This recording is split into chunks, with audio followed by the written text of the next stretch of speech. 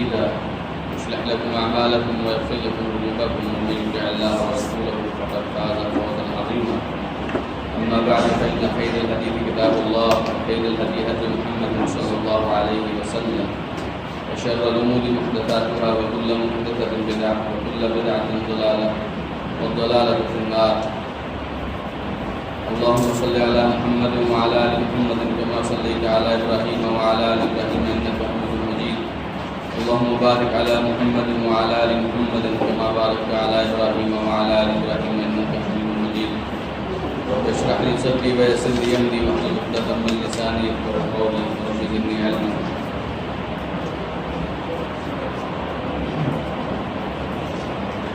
سورہ توبہ کی آیت نمبر 28 کا ترجمہ دیکھیے. اللہ سبحانہ و تعالیٰ نے ارشاد فرمایا یا ایھا الذین آمنوا، اے وہ لوگ جو ایمان لائے، انما المشرکون نجس، مشرک صرف اور صرف ناپاک لوگ، فلا یقربوا المسجد الحرام، لہذا مسجد حرام کے پاس نہ آئیں، بعد عامہم ھذا، ان کے اس سال کے بعد، وَإِنْ خِفْتُمْ عَيْلَةً، اور اگر تمہیں غریبی کا خطرہ ہے، فَسَوْفَ يُغْنِيكُمُ اللَّهُ، تو ان قریب اللہ تعالیٰ تمہیں مال و دولت سے نواز دے گا، غنی کر دے گا، من فضلہ، اپنے فضل سے، ان شاء، اگر وہ چاہے گا. ان اللہ، یقیناً اللہ تعالی، علیم حکیم، بہت علم والا، بڑی حکمت والا. اس آیت میں بڑی صراحت کے ساتھ اللہ سبحانہ و تعالیٰ نے مشرک لوگوں کو ناپاک، پلید، نجس قرار دیا ہے. اگرچہ ان کے لباس، ان کی صفائی ستھرائی، ان کی خوراکیں حقیقت میں مسلمانوں کی طرح پاک صاف نہیں ہوتی، لیکن یہاں مراد ان کی ظاہری گندگی نہیں ہے، بلکہ جہاں اللہ سبحانہ و تعالیٰ نے نجس سے مراد ان کی عقیدے کی گندگی، ان کے ایمان کی گندگی کی. یہ ایمان کے حوالے سے ناپاک ہیں، نجس ہیں. اللہ سبحانہ و تعالیٰ نے قرآن مجید میں ان کے ایمان کے متعلق مختلف مقامات پر بات کی ہے. ایک مقام پہ اللہ سبحانہ و تعالیٰ نے فرمایا فَاجْتَنِبُوا الرِّجْسَ مِنَ الْأَوْثَانِ، ان بتوں کی ناپاکی، پلیدی سے بچو. یہ جو بت ہیں، یہ اصل میں ان کی عبادت کی پلیدی ہے، یہ شر ہے. ایک مقام پہ اللہ سبحانہ و تعالیٰ نے فرمایا انما الخمر والمیسر والانصاب والازلام رجس من عمل الشیطان، یہ جو شراب ہے، جوا ہے، بت ہیں، پانسے کے تیر ہیں، یہ سب ناپاک ہیں، یہ شیطانی اعمال ہیں.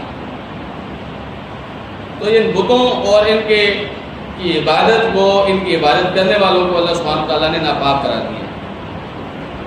اس لیے فرمایا فلا یقربوا المسجد الحرام بعد عامہم ھذا، اس سال کے بعد یہ مسجد حرام کے پاس نہ آئیں، یعنی مکے کے پاس نہ آئیں.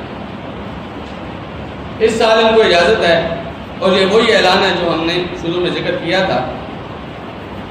سیدنا ابوبکر صدیق رضی اللہ عنہ نے اور علی رضی اللہ عنہ نے اور دیگر صحابہ کرام نے یہ اعلان کیا تھا کہ اس سال کے بعد کوئی مشرک اگلے سال حج کے لیے نہیں آئے گا، کوئی آدمی برہنہ طواف نہیں کرے گا بیت اللہ کا.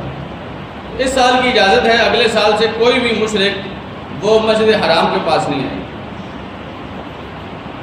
صرف اتنا نہیں، نبی کریم صلی اللہ علیہ وسلم نے اپنی آخری عمر میں یہ بھی ارشاد فرمایا کہ اخرجوا المشرکین من جزیرۃ العرب، ان مشرکوں کو مسجد حرام سے نہیں، جزیرہ عرب سے نکالو. ان کو پوری عرب کی سرزمین جو ہے یہاں سے نکال دو.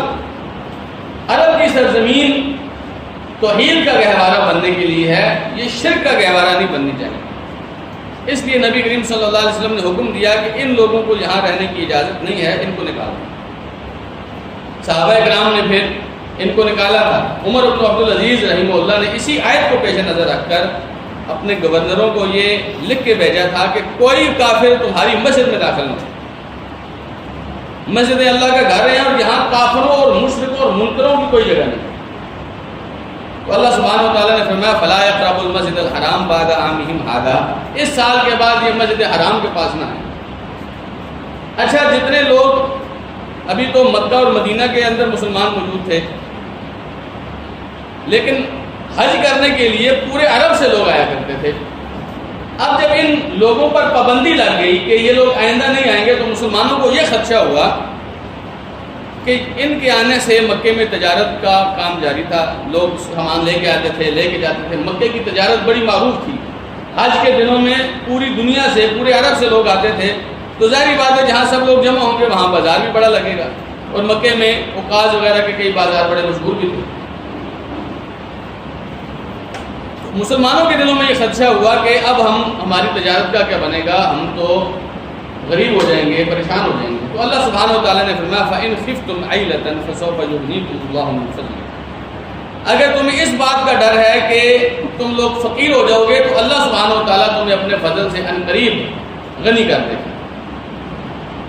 وہ ایک بڑا مشہور مقولہ ہے کہ کیف اخاف الفقر وانا عبد الغنی، میں فقیرے سے کیوں ڈروں، میں تو غنی کا بندہ ہوں۔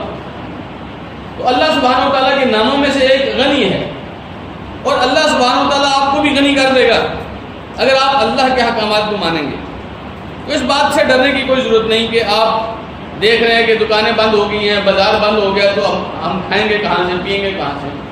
جس مالک نے آپ کو یہ حکم دیا ہے کہ یہ لوگ نہ آئیں، اسی مالک نے آپ کے رزق کی بھی ذمہ داری اٹھائی ہے، تو مالک بندوبست کر دے گا۔ یاد رکھیے اللہ سبحانہ و تعالیٰ نے فرمایا نحن قسمنا بینہم معیشتہم فی الدنیا، ان کی دنیا کی جو معیشت ہے ہم نے تقسیم کی ہے، کسی کو امیر کسی کو غریب، یہ اللہ نے بنایا ہے۔ آپ کو اور مجھے ہمیشہ اپنے عقیدے کے اندر یہ بات رکھنی چاہیے کہ اسباب تو ہم اختیار کر رہے ہیں، لیکن توکل اور بھروسہ اور اصل مسبب جو ہے ان اسباب کے اندر بھی برکتیں ڈالنے والا وہ کون ہے؟ ایک اللہ ہے۔ تو ہمیشہ کبھی آپ کو یوں لگے کہ اللہ کا حکم مانتے ہوئے آپ کو تجارتی طور پر، معاشی طور پر نقصان ہوگا، تو ایسا کبھی بھی مت سوچیں۔ اللہ سبحانہ و تعالیٰ کا حکم مانتے ہوئے اگر آپ کی دنیا چلی جاتی ہے تو ایسا کبھی مت سوچیں کہ نقصان ہے آپ کا، ہمیشہ آپ کا فائدہ ہے۔ آپ یہاں سے اندازہ لگا لیں کہ جس مسجد حرام کی بات ہو رہی ہے، یہاں اسماعیل علیہ السلام کو ابراہیم علیہ السلام اس وقت جب کہ خود بوڑھے تھے اور اسماعیل بچے تھے چھوڑ کے چلے گئے تھے، فی واد غیر ذی زرع عند بیتک المحرم ربنا لیقیموا الصلاۃ۔ ابراہیم علیہ السلام کہہ رہے تھے کہ اللہ میں ایسی جگہ چھوڑ کے جا رہا ہوں جہاں دور سے لوگوں کا آنا تو گزا، یہاں اپنی بھی کوئی فصل نہیں ہے، یہاں جھاڑیوں کے علاوہ کچھ بھی نہیں آتا، ویران اور ریگستان ہے، صرف کس لیے چھوڑ کے جا رہا ہوں؟ ربنا لیقیموا الصلاۃ، اے اللہ تاکہ یہ لوگ نماز قائم کریں۔ تو ابراہیم علیہ السلام ترجیح کس کو دے رہے ہیں؟ نماز کو۔ اے اللہ یہ نماز قائم کریں، اس لیے یہاں مجھے نظر نہیں آ رہا کہ یہ کھائیں گے کہاں سے، پئیں گے کہاں سے، ان کا معاش کیسا ہوگا، تیرا حکم ہے میں چھوڑ کے جا رہا ہوں، اور چھوڑ کے کیوں جا رہا ہوں؟ ان کی نمازوں کے لیے، باقی کام تیرا ہے۔ پھر لوگوں کے دلوں کو کھینچ کے لے آ، فجعل افئدۃ الناس تہوی الیہا وارزقھم من الثمرات لعلہم یشکرون۔ اے اللہ لوگوں کے دلوں کو ایسا بنا دے کہ لوگ کھنچے یہاں چلے آئیں، اور ان لوگوں کو، میری اولاد کو ایسا رزق دے کہ یہ تیرا شکر ادا کرتے رہیں۔ اور اللہ سبحانہ تعالیٰ نے دیا کہ نہیں دیا؟ تو آج جب مسلمان اس خدشے سے دوچار تھے کہ کیا بنے گا، اللہ سبحانہ تعالیٰ نے ان کو تسلی دی فَسَوْفَ يُغْنِيكُمُ اللَّهُ مِنْ فَضْلِهِ، اللہ سبحانہ تعالیٰ آپ کو اپنے فضل سے نوازے گا۔ آپ کو یہ روپے پیسے، یہ نوٹ کرنسیاں کچھ نہیں دے سکتی، اگر آپ کے پاس اللہ کا فضل ہوا آپ کے پاس سب کچھ ہے۔ تو ہمیشہ اللہ تعالیٰ سے اس کے فضل کا سوال کیا کریں، اس کی فضل کی تلاش میں رہا کریں۔ فرمایا فَسَوْفَ يُغْنِيكُمُ اللَّهُ مِنْ فَضْلِهِ، اللہ آپ کو اپنے فضل سے نوازے گا، اور اللہ تعالیٰ نے اپنا یہ وعدہ پورا بھی کیا۔ پھر اس کے بعد اللہ تعالیٰ نے مسلمانوں کو مال و دولت سے نواز دی، کبھی ایک جگہ سے مال غنیمت آ رہا ہے، کبھی ایک جگہ سے مال فے آ رہا ہے، کبھی ایک جگہ سے جزیہ آ رہا ہے. مسلمانوں کے پاس اتنا ہوتا تھا کہ سنبھالا ہی نہیں جاتا تھا. آج اگر آپ کو خرچہ ہے تو ان قریب اللہ تعالیٰ دن بدل دے گا، حالات بدل جاتے ہیں. تلک الایام نداولها بین الناس، یہ اللہ تعالیٰ نے صبح شام دن رات اس لیے رکھے ہیں. یہ اللہ پھیرتا رہتا ہے. ایسا نہیں ہوتا کہ ایک آدمی ساری زندگی امیر ہی رہتا ہے اور اس کی نسلیں امیر ہی رہتی ہیں. ایسا نہیں ہوتا. اور کوئی آدمی اگر غریب ہے تو وہ ہمیشہ غریب ہی رہے گا. اللہ سبحانہ و تعالیٰ جس کو جب چاہتا ہے نواز دیتا ہے، جب چاہتا ہے نواز دیتا ہے. اور یہ اللہ تعالیٰ سے سوال کرنا چاہیے کہ اللہ تو ہمیں عطا کر. فرمایا انشاء اگر اللہ تعالیٰ چاہے گا تو آپ کو غنی کر دے گا. ان اللہ علیم حکیم، یقین جانو اللہ بڑے علم والا ہے، بڑی حکمت والا ہے. یہ دونوں صفات بہت ساری جگہوں پہ اللہ تعالیٰ نے ملا کے ذکر کی ہے. کیا مطلب علم والا ہے؟ ایسا نہیں ہے کہ اللہ سبحانہ و تعالیٰ تمہیں حکم دے اور اللہ تعالیٰ نے بعد میں آنے والے مستقبل میں آنے والے تمہارے خدشات کو پیش نظر نہیں رکھا. سب اللہ کے علم میں ہے. اللہ جانتا ہے تمہارے ساتھ بعد میں کیا ہوگا. اور یہ جو اللہ سبحانہ تعالیٰ نے جو تمہیں حکم دیا ہے یہ ایسا نہیں کہ اپنے بندوں کو خراب کرنے کے لیے نہیں. حکیم، آپ کا مالک بڑی حکمت والا ہے. اللہ کے ہر کام میں بڑی حکمت ہوتی ہے. بسا اوقات آپ کو لگ رہا ہوتا ہے کہ میرا نقصان ہو جائے گا، لیکن اللہ کو پتا ہوتا ہے اس کا فائدہ ہے. آسان تکرہوا شیئا وہو خیر لکم. بہت دفعہ ایسے ہوتا ہے آپ ایک چیز کو پسند نہیں کر رہے ہوتے لیکن وہ آپ کے لیے بہتر ہوتی ہے. ہماری عقلیں کس کام کی؟ اگر اللہ سبحانہ تعالیٰ کی حکمت کے سامنے کوئی کام نہیں کر سکتی. ہماری عقلیں جواب دے جاتی ہیں جب مالک کے حکام آ جاتے ہیں. اس لیے ہم ان بھائیوں سے جو ہمیشہ اپنی عقل کو بڑی ترجیح دیتے رہتے ہیں یہ سمجھاتے رہتے ہیں کہ بھائی آپ کی اور میری عقل تابع ہے اللہ کی شریعت کے. اگر ہم شریعت کے تابع چلتے رہیں گے تو اللہ سبحانہ تعالیٰ ہمیں نوازتا رہتا ہے. ہاں، اللہ سبحانہ تعالیٰ ہمیں پریشان ہونے کے لیے تب چھوڑتا ہے جب ہم اللہ کو چھوڑ کے اپنی معیشت اپنی دنیا کے پیچھے لگ جاتے ہیں. پھر یہ دنیا بھی اللہ کی مرضی ہمیں دے گا یا نہیں دے گا. لیکن اگر ہم اللہ کے بندے بن کے رہیں تو اللہ سبحانہ تعالیٰ کا وعدہ ہے ربنا آتنا فی الدنیا حسنہ وفی الآخرۃ حسنہ، اے اللہ ہمیں دنیا میں بھی بہتر دے آخرت میں بھی بہتر دے. تو ہمیشہ معیشت کا سوال اپنے اللہ سے کرنا چاہیے. فرمایا اللہ سبحانہ تعالیٰ نے قاتلوا الذین لا یؤمنون باللہ ولا بالیوم الآخر. آیت نمبر 29 ہے. ان لوگوں سے لڑو جو اللہ پر ایمان نہیں لاتے، آخرت پر ایمان نہیں لاتے. ولا یحرمون ما حرم اللہ ورسولہ، اور جسے اللہ اور اس کے رسول نے حرام کہا ہے اس کو حرام قرار نہیں دیتے. ولا یدینون دین الحق، اور دین حق کو اپنے دین کے طور پر نہیں اپناتے. من الذین اوتوا الکتاب، ان لوگوں میں سے جنہیں کتاب دی گئی. حتی یعطوا الجزیۃ، یہاں تک کہ وہ جزیہ دینا شروع کر دیں. عن یدن، خود جھک کر دینا شروع کر دیں. وہم صاغرون، ذلت و رسوائی کے ساتھ دینا شروع کر دیں. یہ آیت نمبر 29 ہے. اللہ سبحانہ تعالیٰ نے پہلے سورہ توبہ میں ہم نے جتنی آیات پڑھی حکم دیا مشرکوں کے ساتھ یعنی مکے والوں کے ساتھ لڑنے. یہاں اللہ سبحانہ تعالیٰ نے حکم دیا اہل کتاب سے لڑنے کا. جو لوگ جن کے پاس پہلے تورات ہے، جن کے پاس پہلے انجیل ہے، جو اپنے آپ کو نبیوں کی اولاد کہتے ہیں، جو سمجھتے ہیں کہ ہم پہلے بھی شریعتوں پر چلتے ہیں. اب فرمایا ان کے خلاف بھی لڑنے. کیوں لڑنے؟ الذین لا یؤمنون باللہ ولا بالیوم الآخر، یہ اللہ پر بھی ایمان نہیں لاتے، آخرت پر بھی ایمان نہیں لاتے.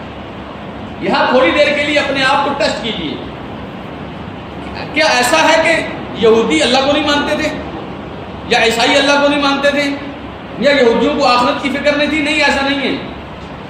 وہ اللہ کو بھی مانتے تھے اور آخرت کو بھی مانتے تھے. لیکن اللہ سبحانہ تعالیٰ فرمایا لا یؤمنون باللہ ولا بالیوم الآخر، یہ نہ اللہ پر ایمان لاتے ہیں نہ آخرت پر ایمان لاتے ہیں. اس کا مطلب ہے بس اوقات آدمی سمجھ رہا ہوتا ہے میں ایمان لاتا ہوں لیکن وہ ایمان والا نہیں ہوتا. وَمِنَ النَّاسِ مَن يَقُولُ آمَنَّا بِاللَّهِ وَبِالْيَوْمِ الْآخِرِ، لوگوں میں سے کتنے لوگ ایسے ہیں جو کہتے ہیں ہم اللہ پر ایمان لاتے ہیں، آخرت پر ایمان لاتے ہیں. وَمَا هُم بِمُؤْمِنِينَ، لیکن وہ مومن نہیں ہوتے. تو آپ کے سمجھنے میں کہ میں ایمان لا رہا ہوں اور آپ کے حقیقی مومن ہونے میں فرق ہوتا ہے. اب یہ یہودی سمجھ رہے تھے کہ ہم اللہ کو مانتے ہیں لیکن اللہ فرما رہا ہے کہ نہیں مانتے.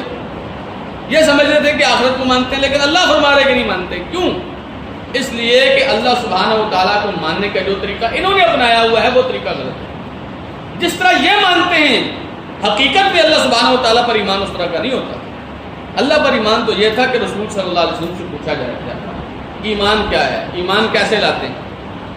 آپ اندازہ کیجئے کہ ایک حدیث میں آتا ہے، حدیث جبریل کے نام سے بڑی مشہور ہے. جبریل امین آئے آسمان سے اور آ کے رسول اکرم صلی اللہ علیہ وسلم کے گھٹنوں سے گھٹنے ملا کے بیٹھ گئے اور پوچھنے لگ گئے یا محمد اخبرنی عن الاسلام، اے محمد مجھے اسلام کے بارے میں بتائیے. یا محمد اخبرنی عن الایمان، مجھے ایمان کے بارے میں بتائیے. یا محمد اخبرنی عن الاحسان، مجھے احسان کے بارے میں بتلائیے.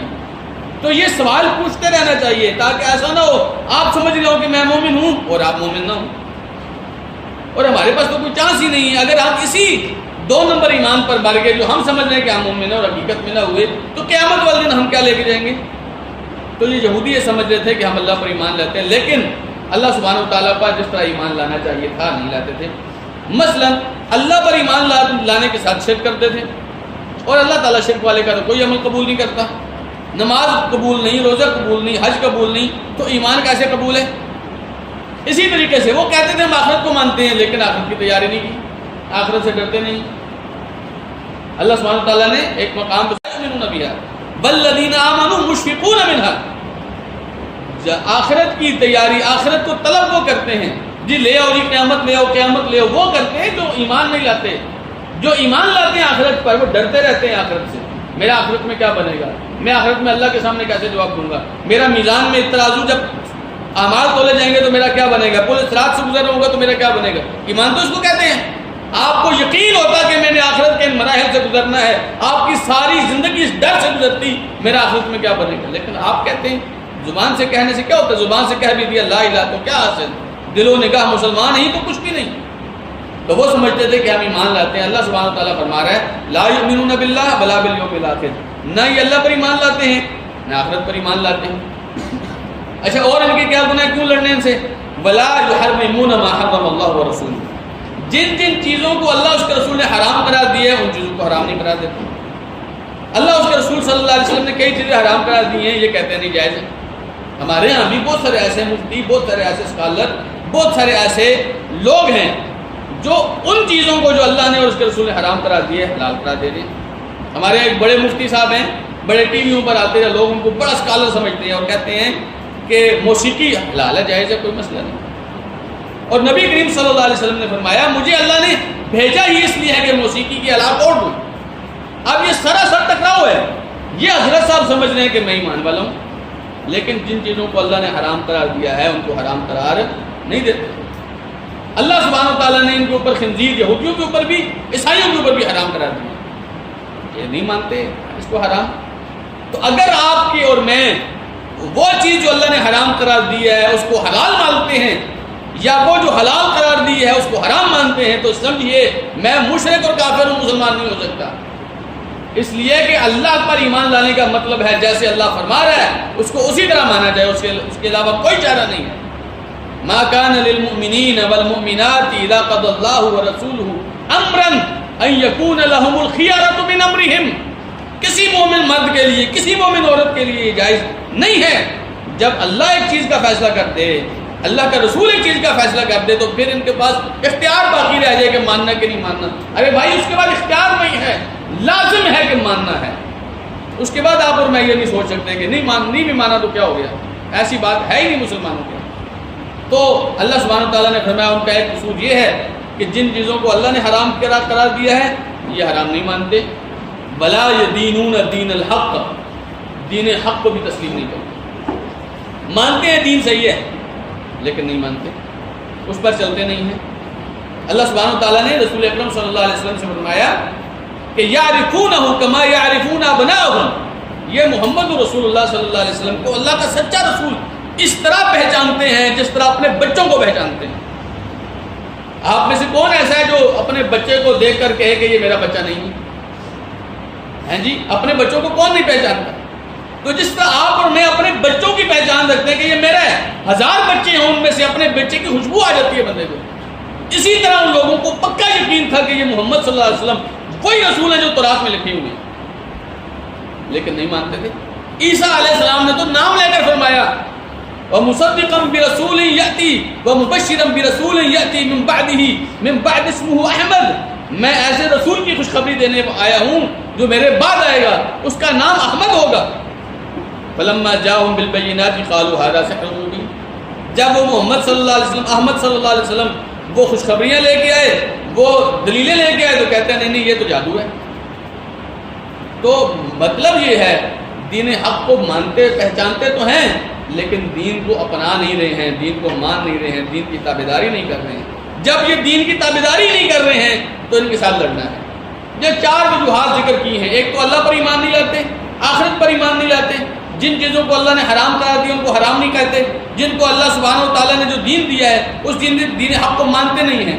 من الذین اوتوا الکتاب، حالانکہ ان کے پاس کتاب ہے، ایسا نہیں ہے کہ بالکل مشرکوں کی طرح ان کے پاس کچھ تھا ہی نہیں، کتابیں تھیں ان کے پاس، ان کتابوں میں لکھا ہوا تھا کہ یہ میرا رسول آئے گا، اس کی یہ صفات ہوں گی، لیکن نہیں مانتے۔ فرمایا اللہ سبحانہ و تعالیٰ نے حتی یعطوا الجزیہ، ان کے ساتھ اس وقت تک آپ نے لڑنا ہے جب تک یہ جزیہ دینا نہ شروع کر دیں، جرمانہ دینا نہ شروع کر دیں، ٹیکس دینا نہ شروع کر دیں۔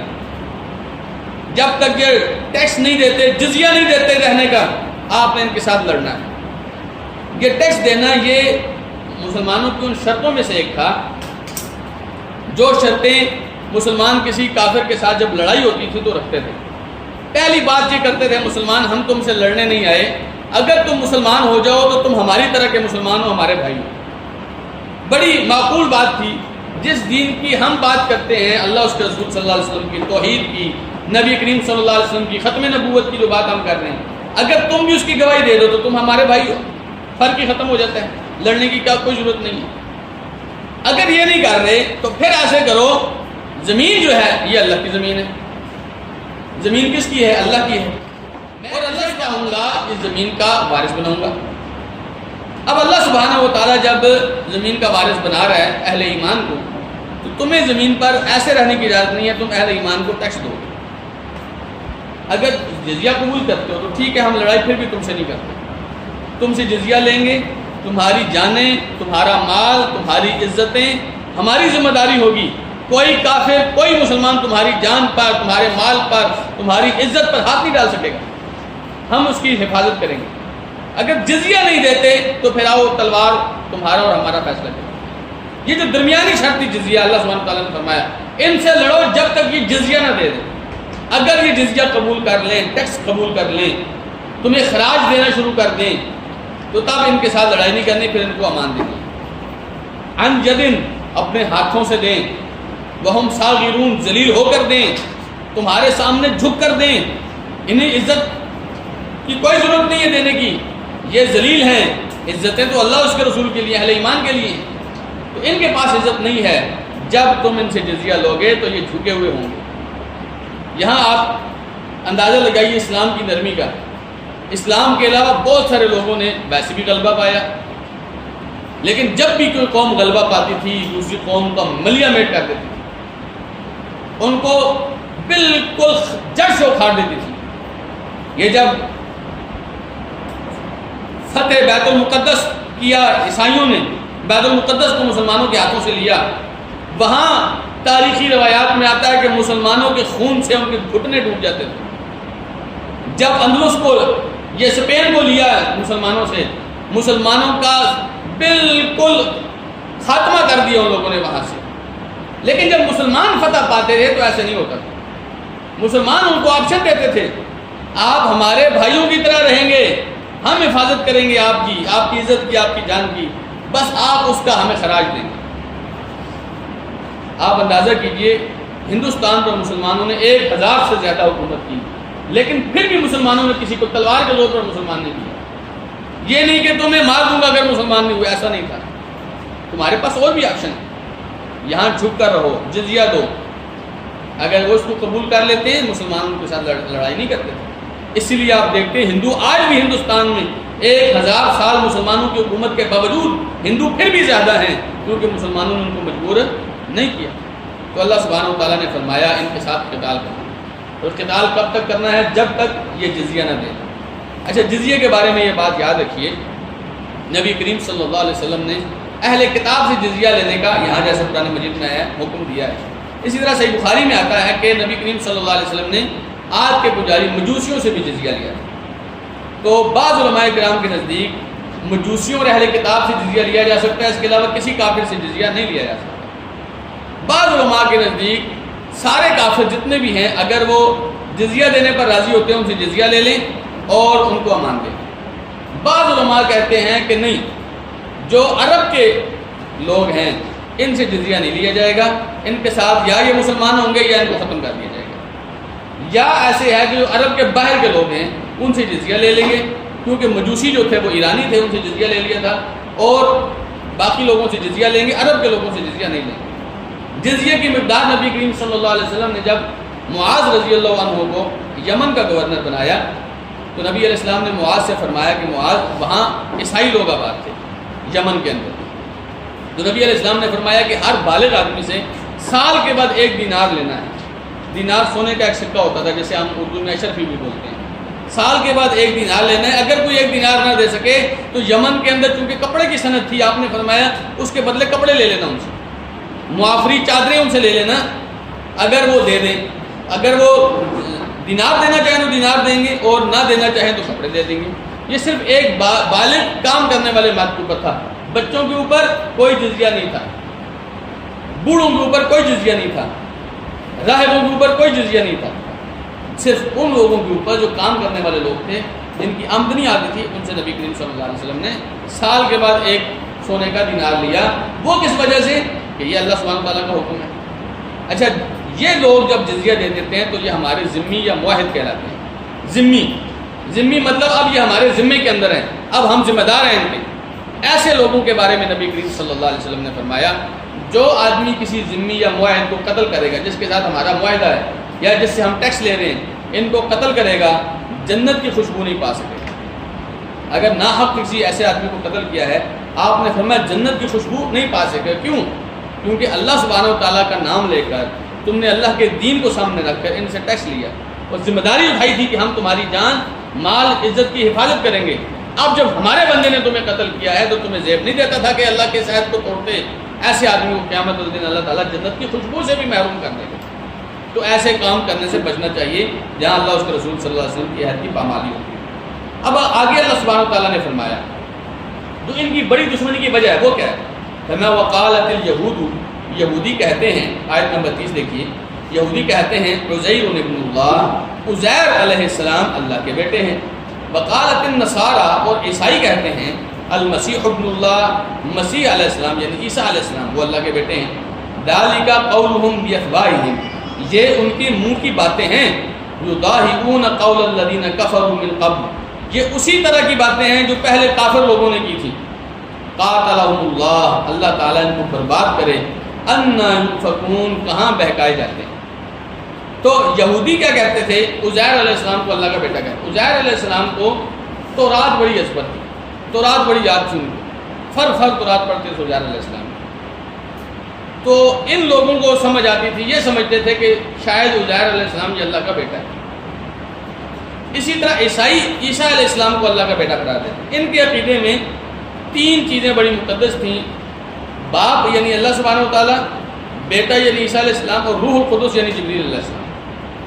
تو ان تینوں کو وہ کہتے تھے تینوں ہی رب ہیں اور تینوں ہی ایک دوسرے کے ساتھ ملے ہوئے ہیں۔ ان کے عقیدے کی تصریح سے کہتے ہیں۔ اللہ سبحانہ تعالیٰ نے فرمایا لا تقولوا ثلاثہ، یہ ثلاثہ والی بات نہ کرو کہ 3 رب ہیں، ان کی بات نہ کرو۔ تو یہ لوگ کہتے تھے عیسیٰ علیہ السلام اللہ کے بیٹے۔ اللہ سبحانہ و تعالیٰ کے ہاں اتنا برا قول تھا یہ جو یہ لوگ کہتے تھے، بہت گھٹیا بات تھی اللہ سبحانہ تعالیٰ کے ہاں جو یہ کہتے تھے۔ ایک مقام پہ اللہ سبحانہ تعالیٰ نے فرمایا کہ لقد جئتم شیئا ادا، تم بہت بری چیز، بڑی بھاری چیز لے کے آئے ہو، بہت بری بات تم کر رہے ہو۔ تکاد السماوات یتفطرن وتنشق الارض وتخر الجبال ہدا، آسمان قریب ہیں کہ وہ پھٹ پڑیں، زمین قریب ہے کہ شق ہو جائے، اور یہ پہاڑ یہ ریزہ ریزہ ہو کے اڑ جائیں۔ کیوں؟ ان دعوا للرحمن ولدا، انہوں نے اللہ کا بیٹا بنایا ہے۔ یعنی آپ اندازہ کیجئے جس قول کے اوپر ہمیں اتنی حیرانگی نہیں ہوتی، فرمایا اللہ سبحانہ تعالیٰ نے اگر آسمانوں میں احساس ہوتا، ان کے اندر کوئی حس ہوتی، سمجھنے والی، سوچنے والی، یہ بات سن کر یہ پھٹ پڑتے۔ زمین اگر محسوس کر سکتی ان کی بات کی برائی کو تو یہ زمین پھٹ پڑتی، شک ہو جاتی۔ پہاڑوں پر اگر یہ بات پڑتی تو پہاڑ ان کی اس بات کو دیکھ کر حیران ہو کر پھٹ پڑتے، ریزہ ریزہ ہو جاتے یہ پہاڑ۔ ان دعوا للرحمن ولدا، انہوں نے اللہ کا بیٹا بنایا۔ ایک مقام پہ اللہ سبحانہ وتعالیٰ نے فرمایا اَنَّا يَكُونُ لَهُ الْوَلَدُ وَلَمْ تَكُنْ لَهُ صَاحِبَةٌ، اللہ کا بیٹا کیسے ہو سکتا ہے، اس کی تو بیوی نہیں ہے، اس کی تو بیوی نہیں ہے، تو یہ لوگ اللہ کا بیٹا بناتے ہیں۔ تو یہ بہت بری بات تھی اللہ سبحانہ وتعالیٰ کے ہاں، اور یہ سمجھتے تھے کہ عیسیٰ علیہ السلام کی شان ہے یہ۔ اللہ سبحانہ وتعالیٰ نے فرمایا یا اہل الکتاب لا تغلوا فی دینکم، دین میں غلو مت کرو۔ نبی کریم صلی اللہ علیہ وسلم نے اپنی امت کو یہی سبق دیا تھا جی۔ نبی کریم صلی اللہ علیہ وسلم نے فرمایا لا تطرونی کما طرت النصارى المسیح ابن مریم، مجھے میرے منصب سے، میری شان سے زیادہ مت بڑھانا جیسے عیسائیوں نے مسیح ابن مریم کو بڑھا دیا تھا۔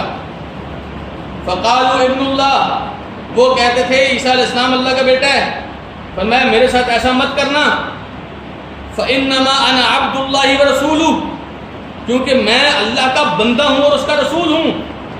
فقولوا عبد اللہ ورسولہ، تم بھی یہی کہنا اللہ کا بندہ ہے اور اللہ کا رسول ہے صلی اللہ علیہ وسلم۔ ایک مقام پہ اللہ سبحانہ وتعالیٰ نے قرآن مجید میں فرمایا لن یستنکف المسیح ان یکون عبدا للہ ولا الملائکۃ المقربون، عیسیٰ علیہ السلام کبھی بھی اس بات پہ پریشان نہ ہوتے کہ وہ اپنے آپ کو اللہ کا بندہ کہتے ہیں۔ ہمارے ہاں یہ عیسائی جو تھے یہ سمجھتے تھے کہ ہم نے اگر عیسیٰ علیہ السلام کو بندہ کہا تو عیسیٰ علیہ السلام کی شان میں کمی ہو جائے گی، وہ گستاخی کرتی ہے، تو نے اللہ کا بندہ کہے، وہ بندے تو نہیں تھے، وہ تو بیٹے تھے۔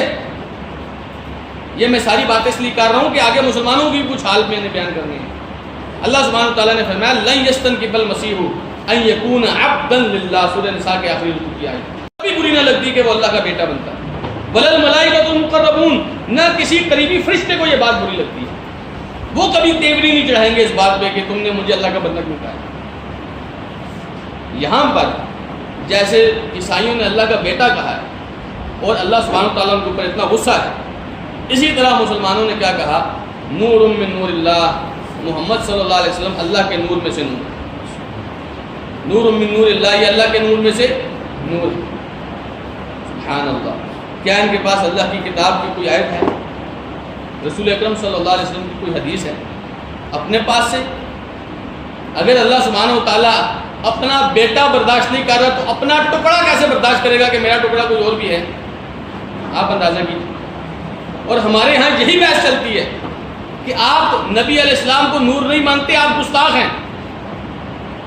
میرے بھائی، میں اگر گستاخ ہوں تو قرآن مجید کو کیا کہو گے جس میں کہا گیا قل انما انا بشر مثلکم، آپ فرمائیے میں تمہاری طرح کا کیا ہوں، ایک بشر ہوں، ایک انسان ہوں، میں اللہ کا بندہ ہوں۔ بندے اور خالق میں فرق ہوتا ہے، مالک میں فرق ہوتا ہے۔ تو جس طرح عیسائیوں نے، یہودیوں نے کیا کیا، عزیر علیہ السلام کو اللہ کا بیٹا بنا دیا، عیسائیوں نے کیا کیا، عیسیٰ علیہ السلام کو اللہ کا بیٹا بنا دیا، ہم نے محمد رسول اللہ صلی اللہ علیہ وسلم کو اللہ کے نور کا ٹکڑا بنا دیا، نور من نور اللہ، اللہ کے نور کا حصہ بنا دیا، نعوذ باللہ من ذالک۔ مجھے بتلائیے اگر اللہ سبحانہ وتعالیٰ عیسائیوں کا ایمان قبول نہیں کر رہا جنہوں نے اللہ کا بیٹا بنایا ہے، یہودیوں کا ایمان قبول نہیں کر رہا جنہوں نے اللہ کا بیٹا بنایا ہے، تو ہم مسلمانوں کا یہ ایمان جس میں ہم نبی کریم صلی اللہ علیہ وسلم کو اللہ کے نور کا ٹکڑا قرار دیتے ہیں، ہمارا ایمان اللہ کیسے قبول کرے گا؟ اسی لیے اللہ سبحانہ تعالیٰ نے شکوہ کرتے ہوئے فرمایا وَمَا يُؤْمِنُ أَكْثَرُهُم بِاللَّهِ إِلَّا وَهُمْ مُشْرِكُونَ، اکثر لوگ اللہ پر ایمان لانے کے باوجود اللہ کے ساتھ شرک کر رہے ہوتے ہیں۔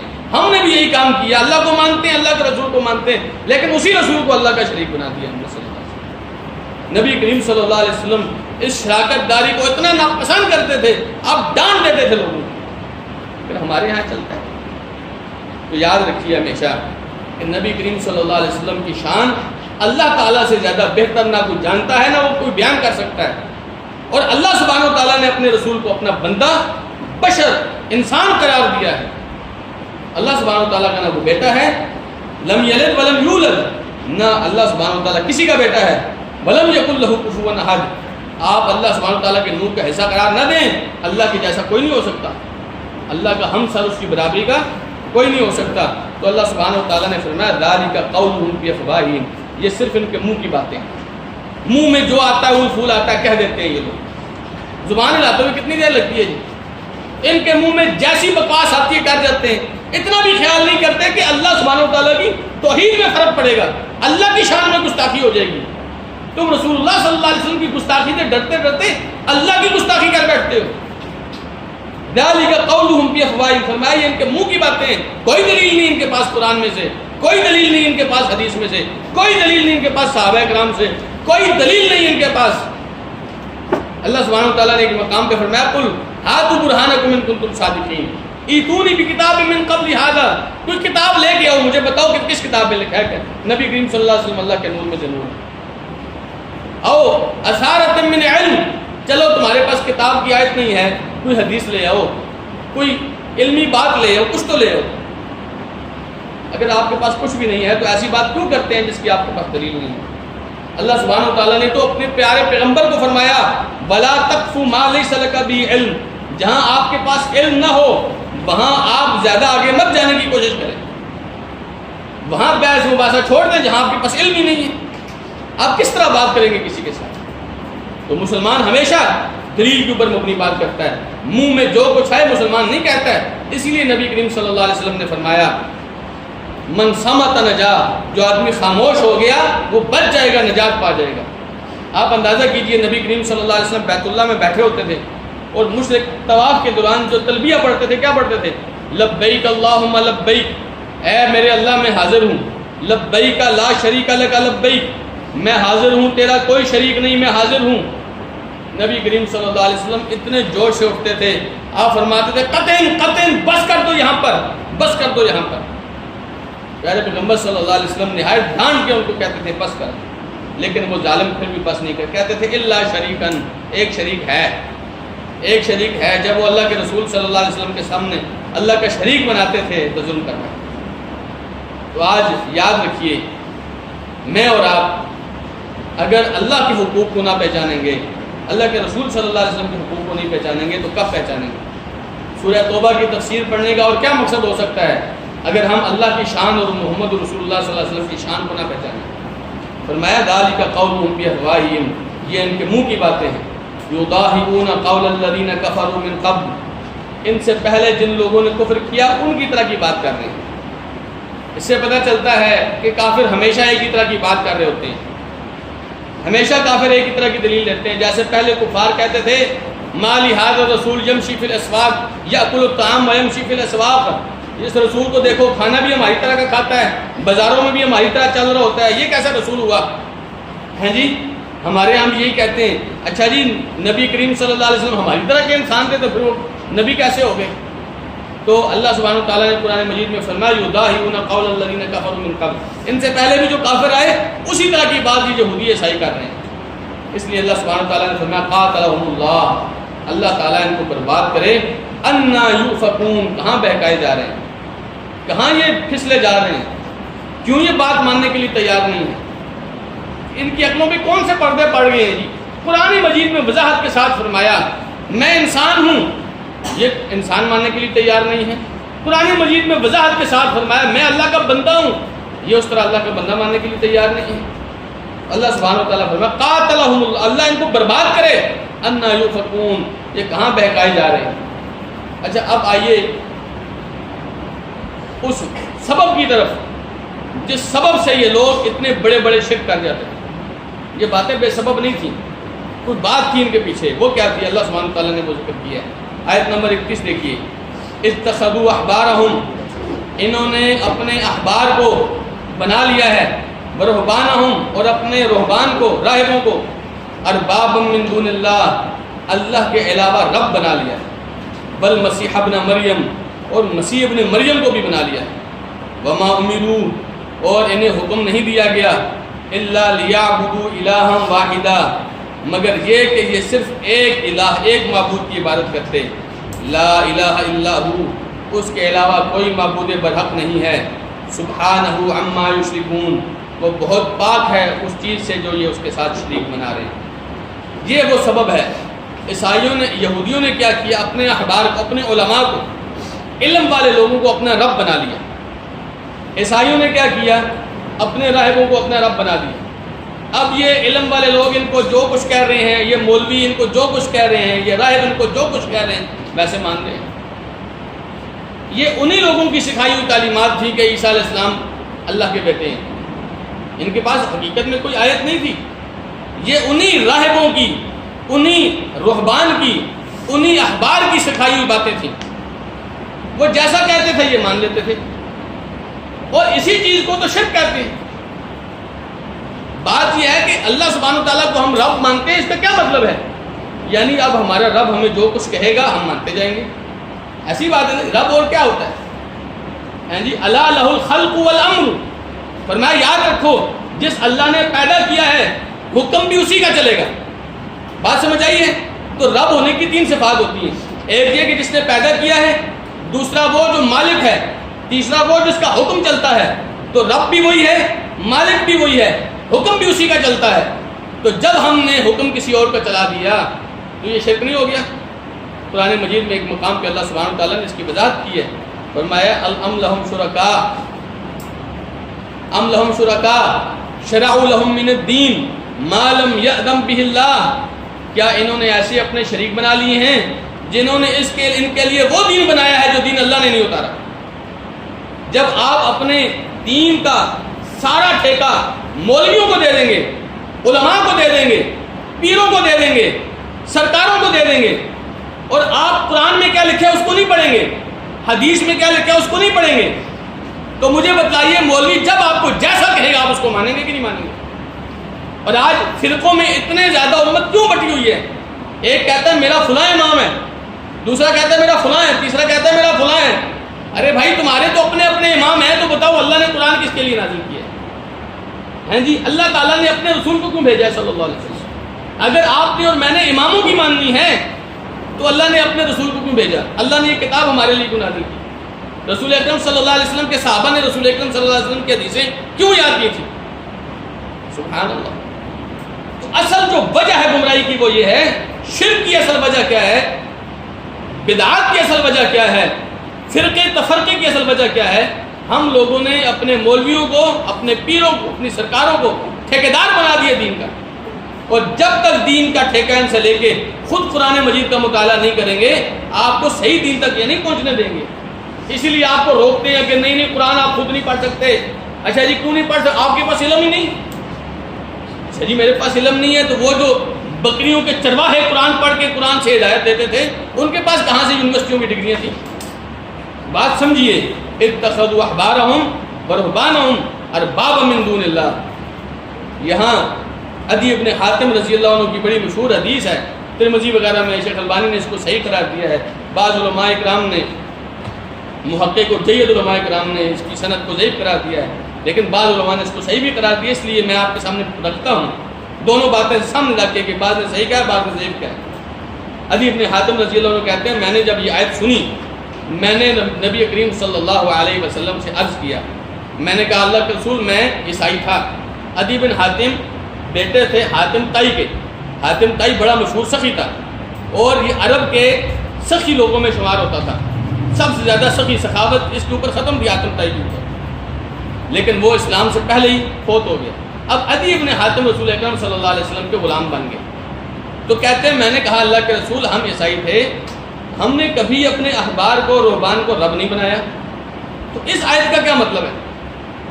تو نبی کریم صلی اللہ علیہ وسلم نے سمجھایا، آپ نے فرمایا عدی کیا تمہارے احبار علماء، تمہارے راہب، گرجوں میں بیٹھے ہوئے لوگ تمہیں کوئی چیز کہتے تھے کہ یہ حلال ہے تو تم اس کو حلال نہیں کہتے تھے؟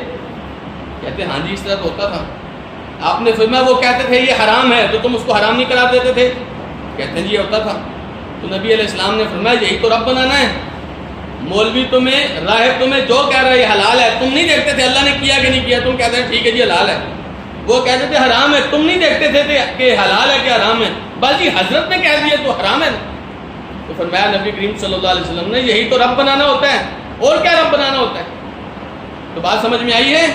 ہم لوگوں نے بھی ایسے ہی کیا، ہمارے حضرت صاحب نے بھی ممبر پہ چڑھ کے کہہ دیا یہ حلال ہے، ہم نے نہیں دیکھا اللہ کی کتاب میں حلال ہے کہ نہیں، ہم نے نہیں دیکھا اللہ کی رسول صلی اللہ علیہ وسلم کی حدیث میں حلال ہے کہ نہیں، ہم نے کہا بس حلال ہے، مولوی صاحب نے فرما دیا، حضرت صاحب تو اتنی بڑی پگڑی ہے ان کی۔ تو ایسا نہیں، فرمایا اللہ سبحانہ و تعالیٰ نے ان لوگوں نے اپنے احبار اور اپنے رہبان کو اللہ کے علاوہ رب بنا لیا ہے، حالانکہ ان کو حکم یہ تھا، حالانکہ ان کو حکم یہ تھا ایک اللہ کی عبادت کرتے۔ شریعت کس کی چلتی ہے؟ ایک اللہ۔ یہاں اگر آپ اجازت دیں، وقت اجازت دیں تو میں آپ کو وہ سورہ تحریم کی پہلی آیت سنا دوں. نبی کریم صلی اللہ علیہ وسلم کی بعض بیویاں اس بات کو پسند نہیں کرتی تھیں کہ اللہ کے رسول صلی اللہ علیہ وسلم اپنی ایک زوجہ محترمہ کے پاس شہد کھاتے تھے، اور شہد کھاتے ہوئے آپ کو شہد پسند تھا، شہد کھاتے ہوئے آپ وہاں پہ وقت زیادہ لگاتے تھے. تو بعض ازواج مطہرات نے نبی کریم صلی اللہ علیہ وسلم کے ساتھ ہیلا کرنے کی کوشش کی. آپ علیہ الصلوۃ والسلام کو ان کی یہ چال آپ کو سمجھ آ گئی. آپ علیہ الصلوۃ والسلام نے فرمایا آج کے بعد شہد میرے اوپر حرام ہے. کیا فرمایا؟ شہد میرے اوپر آج کے بعد حرام ہے. کہنے والا کون ہے؟ محمد الرسول اللہ صلی اللہ علیہ وسلم. کس کے لیے؟ میری بیویوں کو یہ پسند نہیں ہے تو آج کے بعد میں شہد نہیں کھاتا. سورہ تحریم کی پہلی آیت پڑھی اللہ سبحانہ و تعالیٰ نے کس انداز میں گفتگو کی؟ بسم اللہ الرحمن الرحیم. یا ایھا النبی لم تحرم ما احل اللہ لک. اے نبی، جس چیز کو اللہ نے آپ کے لیے حلال کیا ہے آپ اس کو کیوں حرام قرار دے رہے ہیں؟ شاید اللہ نے حلال کیا ہے نا، آپ کیوں حرام قرار دے رہے ہیں؟ تبتغی مرضات ازواجک، آپ اپنی بیویوں کو خوش کرنا چاہ رہے ہیں. بات سمجھ میں آئی ہے؟ نبی کریم صلی اللہ علیہ وسلم نے بھی ایک ایسی چیز کو اپنی طرف سے حرام قرار دیا جو اللہ نے حرام نہیں قرار دیا. اللہ سبحانہ تعالیٰ نے اپنے پیارے پیغمبر کو سمجھا دیا، آپ کس حیثیت سے اس کو حلال قرار دے رہے ہیں، حرام قرار دے رہے ہیں. تو آج ہم نے، حالانکہ نبی کریم صلی اللہ علیہ وسلم عام حالات میں جس کو حلال قرار دیتے وہ حلال ہی تھی، اللہ کی وحی کے مطابق تھی، لیکن یہاں پر نبی کریم صلی اللہ علیہ وسلم نے وحی سے ہٹ کر اپنی طرف سے بات کی، اور یہ بھی اللہ کی اذن سے تھی، تاکہ اللہ سبحانہ تعالیٰ سمجھاتا کہ اگر میری حلال کردہ چیز میرا نبی بھی حرام کرے گا تو میں نہیں مانوں گا. بات سمجھ میں آ رہی ہے؟ ہم بڑی آسانی سے کہہ دیتے ہیں اجی آپ کی آیتیں ٹھیک ہوں گی، حدیثیں ٹھیک ہوں گی، لیکن حضرت صاحب نے بھی تو فرمایا ہے. حضرت صاحب سے بڑا کون ہو سکتا ہے؟ حضرت صاحب تو اتنے مشہور آدمی ہیں، حضرت صاحب کی پگڑی تو دیکھیے ذرا. سبحان اللہ. میرے بھائی ایسی بات نہیں ہے. دین یہ صرف اللہ کا اتارا ہوا دین ہے. قل الحق من ربکم، اے میرے پیغمبر ان کو سمجھا دو حق وہ ہوتا ہے جو تمہارے رب کی طرف سے آتا ہے. حق کون سا ہوتا ہے؟ جو رب کی طرف سے آتا ہے. اور رب کی طرف سے ایک اللہ کا قرآن آیا ہے اور ایک رسول اکرم صلی اللہ علیہ وسلم کی مبارک حدیث آئی. اگر آپ ان دونوں چیزوں کو چھوڑ کر کسی غیر کی بات آنکھیں بند کر کے مانیں گے، اور اگر وہ قرآن کے خلاف ہو تب بھی مانیں گے، حدیث کے خلاف ہو تب بھی مانیں گے، تو یاد رکھیے آپ اللہ سبحانہ تعالیٰ نے اسی وجہ سے یہودیوں پر اللہ سبحانہ تعالیٰ ناراض ہو گیا، عیسائیوں پر اللہ سبحانہ تعالیٰ ناراض ہو گیا. فرمایا اللہ سبحانہ تعالیٰ نے انہیں حکم یہ تھا ایک اللہ کی عبادت کرتے، اس کے علاوہ کوئی معبود برحق نہیں ہے. سبحانہ عما یشرکون، وہ بڑا پاک ہے ان کے بنائے ہوئے شریکوں سے. یہ جتنی اللہ کے ساتھ شرک کر رہے ہیں اللہ تعالیٰ ان سے پاک. اللہ ایسا نہیں. اللہ سبحانہ و تعالیٰ کو شرک پسند نہیں. اللہ سبحانہ و تعالیٰ نے کبھی کسی کو اپنا ولم یتخذ لہ شریک، اللہ سبحانہ و تعالیٰ نے اپنا کوئی شریک نہیں بنایا. وحدہ لا شریک، ایسا کبھی بھی مت کیجیے. اللہ سبحانہ و تعالیٰ کے جو اختیارات ہیں جی، ان اختیارات میں کبھی اللہ کے علاوہ کسی غیر کو شریک مت کریں، وگرنہ جس طرح یہودی تھے، جس طرح عیسائی تھے، اس طرح ہم بھی ہو جائیں گے. اللہ تعالیٰ مجھے اور آپ کو محفوظ رکھے کہ یہودیوں اور عیسائیوں کی جگہ پہ چلیں، اور اللہ سبحانہ و تعالیٰ اپنی توحید پر ہمیں کاربند فرمائے، اس پر استقامت عطا فرمائے، شرک سے بچا کے رکھے.